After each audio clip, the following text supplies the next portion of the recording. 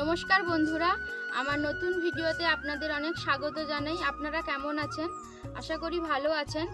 তো দেখুন, আজকেও আমি আপনাদের কাছে একটা রান্নার রেসিপি নিয়ে এসেছি। আজকে আমি চিকেন বানাবো, চিকেনের ঝোলই বানাবো। তো দেখুন আমি রান্নাটা কিভাবে করি। চিকেনের ঝোল বানানোর জন্য আমি এখানে চিকেন নিয়ে নিয়েছি, আর এই যে আলু, পেঁয়াজ, আদা, রসুন, টমেটো, টক দই আর শুকনো লঙ্কা, এগুলো আমি বেটে নেব। আজকে বাটা মশলায় বানাবো সব। আর এই যে গরম মশলা নিয়েছি, এগুলোও বেটে নেব। আর যেগুলো মশলা লাগে, তেল, নুন, লঙ্কা আর হলুদ। তো আগে আমি মাংসটাকে ম্যারিনেট করে নেব। তার জন্য প্রথমেই আমি নুনটা দিয়ে দেব।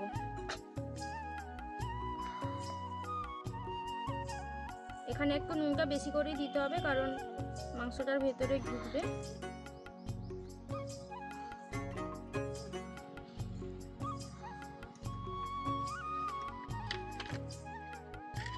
এবার আমি হলুদ গুঁড়ো দিয়ে দেব।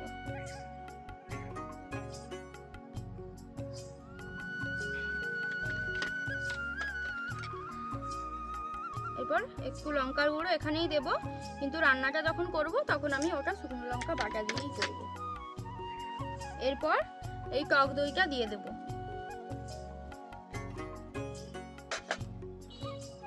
আর দেব সর্ষের তেল। আপনারা চাইলে এখানে একটু পেঁয়াজ কুচি দিতে পারেন, কিন্তু আমি দিলাম না, পুরোটাই মশলা বানাবো। এবার এটাকে খুব ভালো করে মাখিয়ে নেব।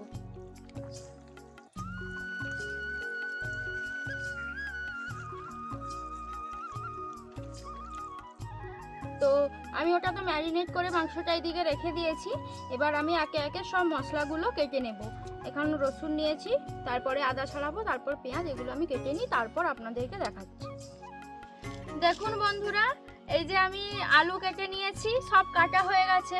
তো এবার আমি জানি যে এখানে আমি আলুটা ভাজতে বসিয়ে আমি মশলাটা বাটতে যাবো। আর ওইদিকে দেখুন ঠাম্মিকে না বলছি, শুনছে না, বলছে আমাকে দিয়ে আমি বেটে দেবো। কি বলবো বলুন তো, এত বয়স হয়ে গেছে, যদি এইভাবে কাজ করে দেখতে খারাপ লাগে না? আমি লঙ্কা লঙ্কা মির্চা মির্চা শুকলা মির্চা।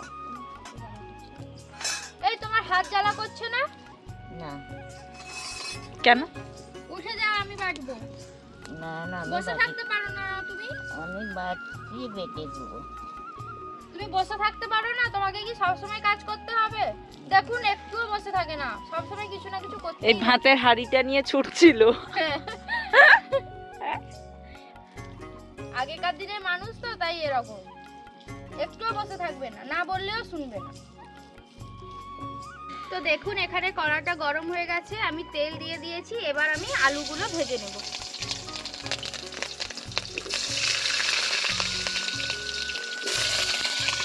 আজকে অনেকটা মাংস রান্না হচ্ছে, তাই এই বড় কড়াইতে মাংসটা করছি। একটু নুন আর হলুদ দিয়ে আলুগুলো ভেজে নেব।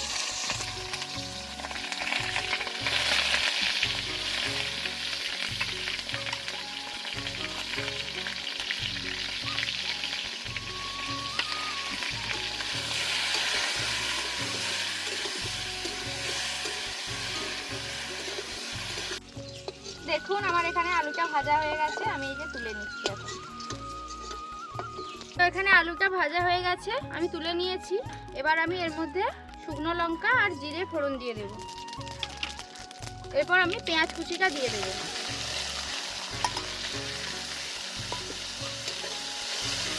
পেঁয়াজ কুচিটা দেওয়ার পর আমি কম করে একটু দেবো, তাতে পেঁয়াজটা তাড়াতাড়ি সেদ্ধ হয়ে যাবে।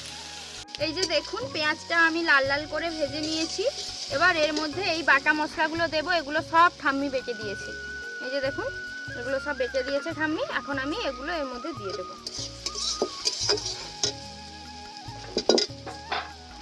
আগে দেব রসুন বাটা,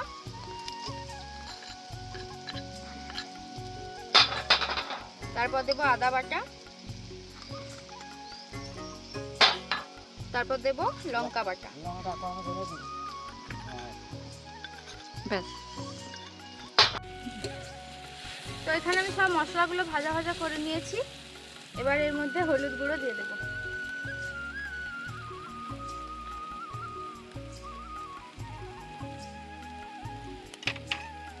এরপর টমেটো কুচিটা দিয়ে দেবো।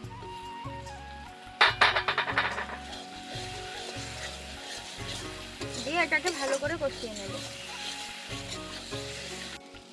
আমার মশলাটা ভালো করে কষানো হয়ে গেছে, আমি আরেকটু জল দিয়ে ভালো করে কষিয়ে নেব। এটা সিল ধোয়া জল।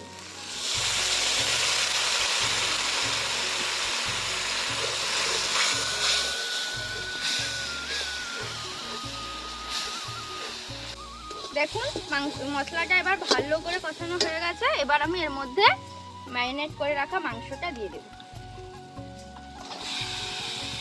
মাংসটা আগে ধুয়ে আমি জল ঝরিয়ে রেখেছিলাম, তাই আর জল বেরোয়নি মাংস থেকে, তাই ছেঁকে দিলাম না, একদম ঢেলেই দিলাম।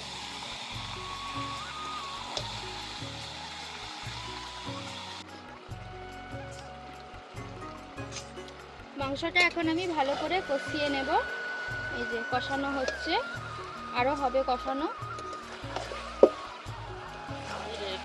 তো দেখুন মাংসটা আমার প্রায় কষানো হয়ে গেছে। আমি এই যে আলুটা দিলাম, এবার আলু দিয়ে আর একটু কষিয়ে আমি জল তুলব। আলুটা এখানে জলটা আমি তুলে দিয়েছি এই যে মাংসে। এবার এটা ফুটতে থাক। এরপর এটা ভালো করে ফুটে গেলে আর আলুটা সেদ্ধ হয়ে গেলে আমি গরম মশলা আর ধনেপাতা দিয়ে নামিয়ে নেব। তো আজকের ভিডিওটি এই পর্যন্তই। দেখা হচ্ছে পরের ভিডিওতে। পুরো ভিডিওটি দেখার জন্য ধন্যবাদ।